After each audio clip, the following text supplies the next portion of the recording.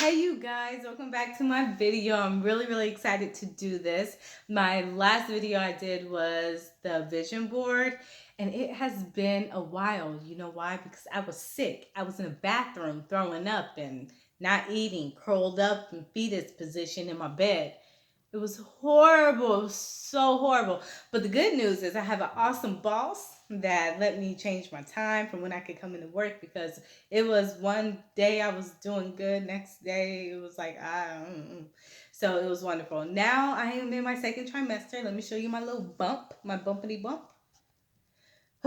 No sucking in the stomach. Can't do that anymore.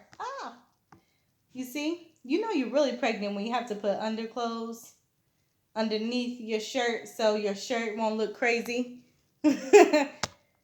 so I'm having problems. Okay, anyway. So I just want to do a video to update you guys, because hopefully you guys will follow me all the way till I give birth at my home in a tub. That's the plan. We know how things can happen, but that's the plan. Um, so in my vision board, I talk about eating healthy. And my midwife, she gave me this book called Real Food for Pregnancy. I haven't read it. I've had it for 10 weeks. Yeah. You know, having 4 kids and doing a whole bunch of stuff. I haven't read it yet, but I will. And this is the same author that wrote Real Food for Gestational Diabetes. And she's also going to have me read that book as well, because I have never had gestational diabetes, but I'm at that point where you do the test and they're like, your level's kind of up there, but you're not, considered gestational diabetes, or, that you don't have it, but it's high. So I don't want my numbers to be high anymore. And that's one of the reasons why I became a pregnancy health coach, because, I'm certified in that now, but because I wanted to absolutely and properly learn, food. I feel like in America, we do not know food that well, or I'll just speak for myself.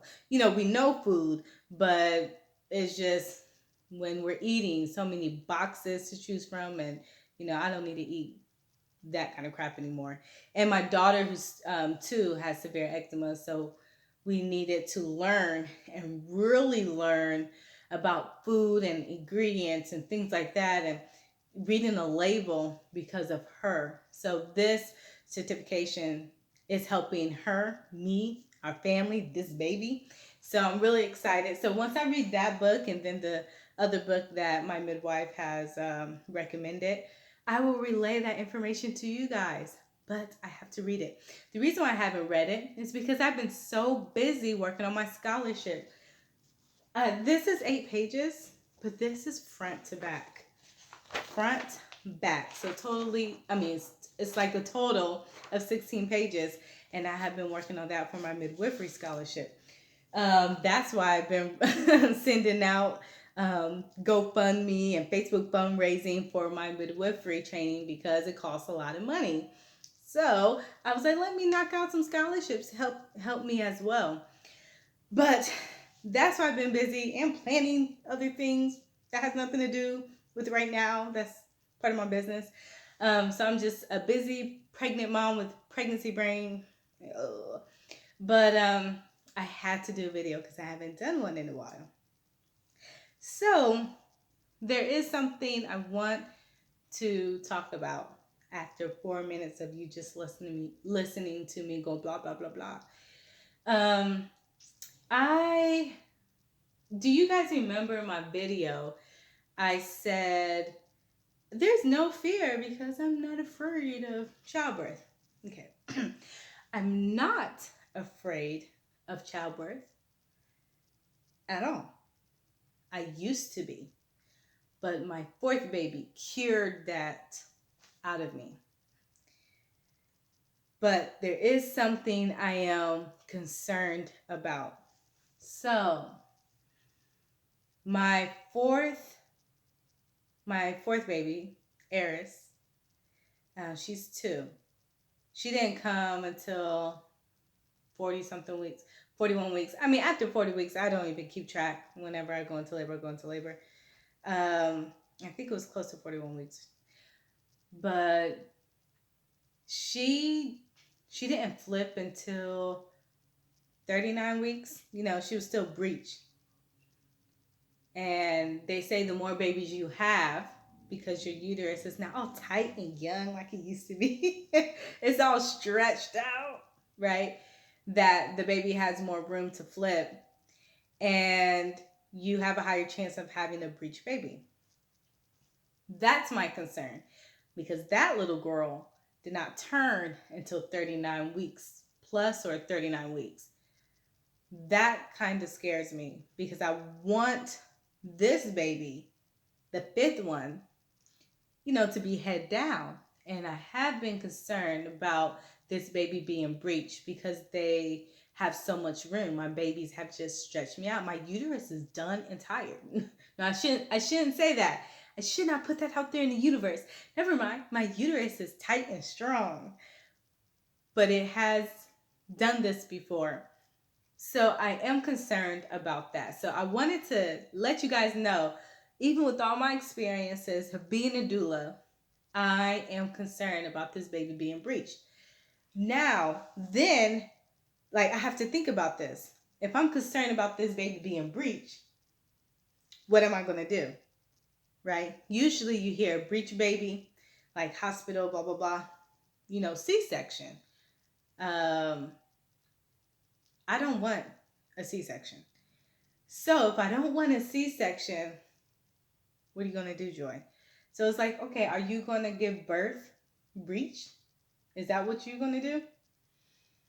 And so I am thinking about that process. Okay, this baby has a higher chance of being breached. I don't want a C-section unless it's absolutely necessary, like it's life or death situation for me and the baby. If I don't want that, are you comfortable with having this baby breached? And then I'm still trying to decide. And I think I'm leaning closer to yes, I am comfortable with this baby. No, well, I'm more comfortable with the baby being head down.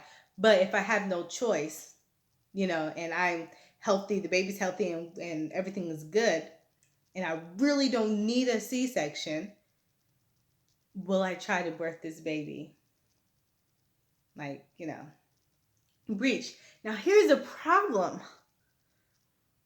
Oh my gosh. If you have a midwife, you're at home birth, it's not, that's not really what's supposed to happen unless it was last minute. So I'm thinking about all of this, because technically, that's not supposed to happen. If I'm breech, I'm going to the hospital. So that's my biggest concern, is this baby being breech. I don't want the baby to be breech. So I wanted to share that to show you guys, although I am not afraid of birth, and I love birth and I love everything that comes with it, and I know there's some things that are not so pretty that comes with it. Just because all my children are here, I have had trauma in birth rooms. I have experienced things that I should not have experienced while giving birth to a baby. I do understand the trauma birth can leave behind in your memories, in every cell in your body, and it's connected to your emotions and everything. I still get all of that. But I still do believe that birth can be a very beautiful experience. I'm just hoping that this experience with this baby is as beautiful. Well, I shouldn't say that. I was going to say as beautiful as the last one. But I really shouldn't say that. Every birth is different, and I have to accept each birth as they are, or as they have happened, because it's my memories. So I'm working on a lot of things, because I had 2 kind of traumatic emotional births fourth one was awesome, and now I'm getting ready to have another one and having that kind of expectations. So I'm working on myself on that. But I wanted to share that to show I am human. And every mother and body is human, and it's okay to have emotions. And I don't want to drag those emotions from the other birth to this birth. So leave me your comments, your stories, your birth stories, your emotions, and share, because other women need to know. Other women need to know. So we can start this conversation so women won't feel like they're all alone. And it's easier to recover in postpartum because you feel someone heard your story, and there's other stories like yours. All right, leave your comments, share this, share it, share it, share it, share it. All right, you guys have a nice one. Bye.